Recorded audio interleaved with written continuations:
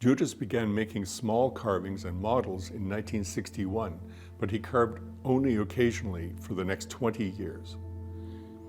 He might have felt slightly intimidated by the amazing success of his nephew, GJOA. Ullulaq began to carve more seriously around 1980, and his works were featured in shows of Spence Bay sculpture. But it was after his move to Joe Haven in 1982 that his art and his career really blossomed.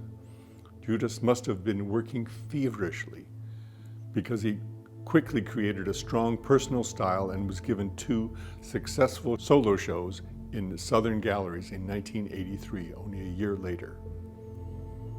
He soon became known as the most important and influential artist in the Kitikmeot region. Excited Fisherman was carved about 2 years after his move, around 1984.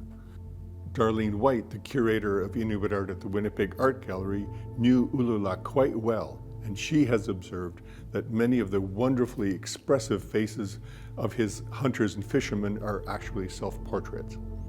I was lucky enough to spend time with him as well, and I fondly recall his almost inexhaustible cheerfulness, his sense of humor and fun, and his infectious smile and lively eyes. There's no question in my mind that Excited Fisherman is a self-portrait.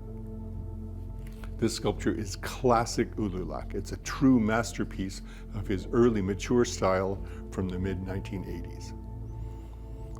The figure of the fisherman is beautifully conceived. I love the way he's balanced on his knees. The body is simplified, but it's realistic and carefully modeled and finished to a beautiful matte sheen. Ullulaq also pays careful attention to the kakavak, fishing spear, and the jigger. But it's clear that Judas focused his attention on the figure's head and its face. They are truly remarkable. The face is brilliantly carved. The features are exaggerated, but they're not at all grotesque.